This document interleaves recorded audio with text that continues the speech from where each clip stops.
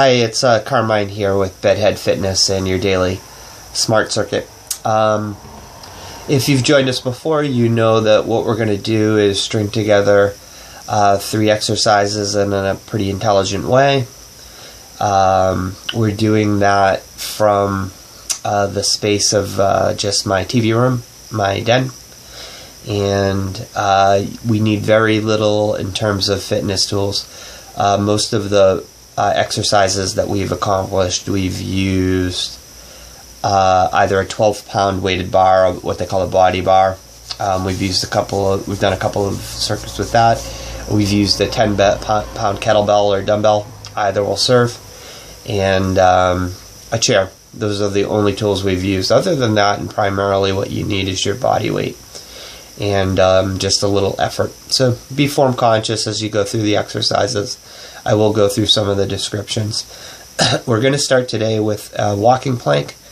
If you're still working on your plank, we've used it quite often. Start from the plank position, but I'm going to start in a little more advanced position, which most people are able to handle. I'm going to start from a standing position. So from our standing position here, I'm working with wide feet. I'm going to reach to the ground to lengthen my hamstring. I'm going to walk my hands forward until my shoulders are over my hands. I'm in a straight body position from shoulder to hip to ankle. I'm going to push up, keeping my elbows close to my body. And the reason I'm doing that is to affect the tricep. And then I'm going to walk myself straight back up to an upright position. The reason I'm working in a straight-legged position is because I have hamstring flexibility issues, and I'm using this as an opportunity to lengthen my hamstring. So same push-up, walking back up, and then if I feel good with it, I can increase the pace.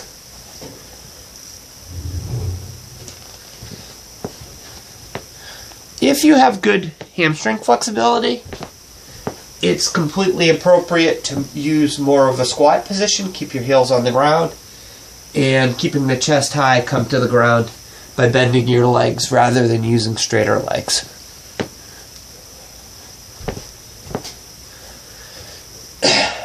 The better the effect I want to have on the tricep, the more narrow my hand position and the closer I will keep my arms.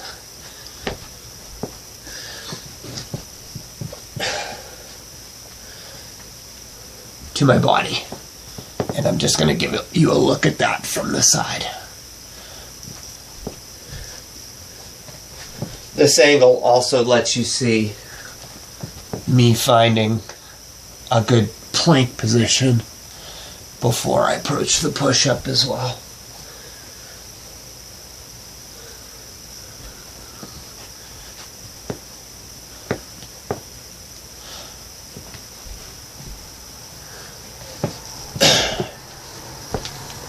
So what you would do there is establish a certain number of repetitions, and then we're going to move into a second movement. So there's a lot of muscle groups involved with the first movement, so if your heart rate is elevated already, that's very normal. It's what we want. Our second movement is meant to elevate the heart rate even more. So here we are, and we now have our 10-pound, it could be dumbbell or a kettlebell. This is some sort of weird kettlebell hybrid. So I'm going to work from that similar open stance. And what I'm going to do is transfer my weight in a side lunge towards one knee and then swing up over the opposite shoulder. So I rotate, but I don't want to lose posture. I don't want to roll over. So I'm going to rotate, twist, and stop. Rotate, twist, and stop. And once I have that motion down, I'm going to shift my weight to my left leg and then back to my right side. I want to decelerate and stop the kettlebell at the center line of my body or gently behind. I don't want to over rotate back.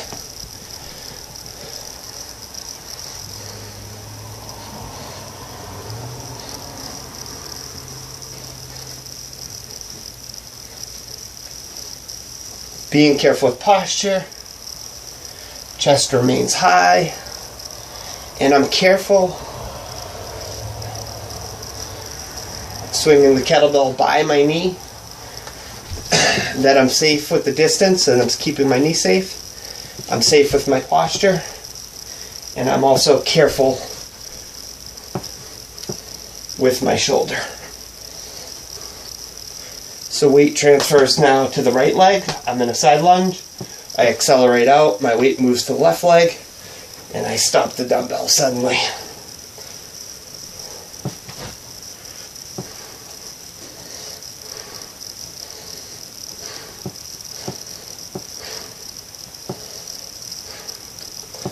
Again, I'm very comfortable with the motion. I'll use quite a bit of speed, but you should feel very comfortable traveling through the motion in a much slower, more deliberate fashion. If you are not accustomed to it. Our third movement is primarily a core movement. It involves us working from our knees in a completely upright, appropriate posture position. So once I hold resistance away from my body, we want to counteract by sitting our butt back. Do not let that happen. So I will show you this from both angles. So since in the last exercise I was working unilaterally, one side then the other, you do want to match your reps side to side. I'm going to do the same here. So from shoulders height, I hold the kettlebell. I rotate my shoulder cradle until I'm diagonal, hold, return to middle. Abs are really engaged here, turn to middle. At the same time, my pectoralis minor, my upper chest, and my deltoids will be on fire. So giving you that look. So when this is out here, I'll want to be back here. We don't let that happen. We rotate, return to center, rotate, return to center. My knees are very close together. And the reason being that the knees are very close together is that necessitates more stabilization for my core to hold my body in that position. Take a little bit of a rest. Your deltoids aren't that strong of a muscle group, so isometrically holding this weight for such a long time will be a challenge. Holding the kettlebell out and rotating the same way. Make a pronounced hold, return to center, pronounced hold, return to center. If you're using good form, you will feel a very strong sensation of a contraction in the side waist. Again, showing from a different position.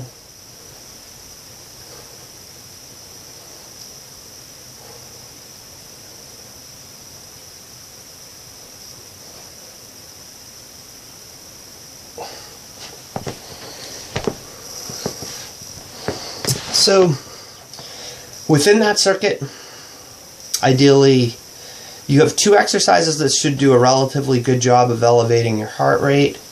Hopefully in the second exercise, it's, you're near 80% of your heart rate maximum, which means it would be quite difficult to talk to someone because of your breathing while you're doing the exercise. That's a good sort of practical method of measuring where your heart rate is and where your respiration is. And then you want to travel through this circuit several times. So I might pick a number like 25 of the walking plank. I might move into 30 a side with the kettlebell swings or dumbbell swings. and then I might choose to do 15 aside with the kneeling trunk rotation. So I'm going to travel through each of those once again just to let you walk through the circuit and just watch it once more.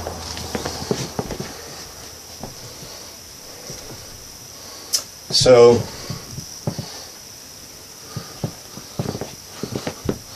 walking plank to narrow push-up.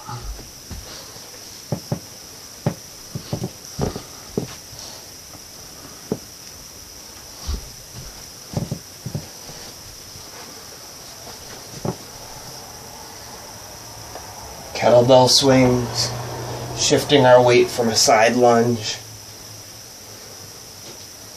and decelerating the kettlebell at the center point of the body.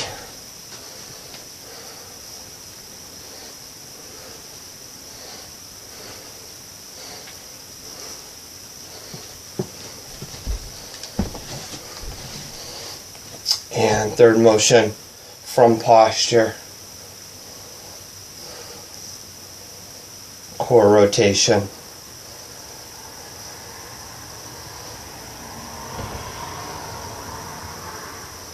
With a pronounced hold. Matching reps on each side. You want your smart circuit to be repeated to last at least 20 to 30 minutes. Hopefully that you're starting to accumulate enough workouts that you feel pretty comfortable with a little bit more exercise, and maybe it even feels pretty good. And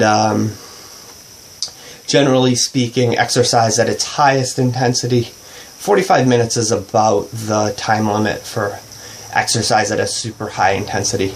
The exercises we have here are generally going to fall into the moderate intensity area, but the benefits of daily exercise, and the reason we do a daily circuit, is because the science says that about 20 minutes, 15 to 20 minutes of that a day serves for a great metabolism and ends up being, in certain ways, a better aid than longer workouts less often throughout the week. So thank you for joining us here for our daily Smart Circuit. Thanks for supporting Bedhead Fitness. If you had a good workout or you learned something today, please hit the like button.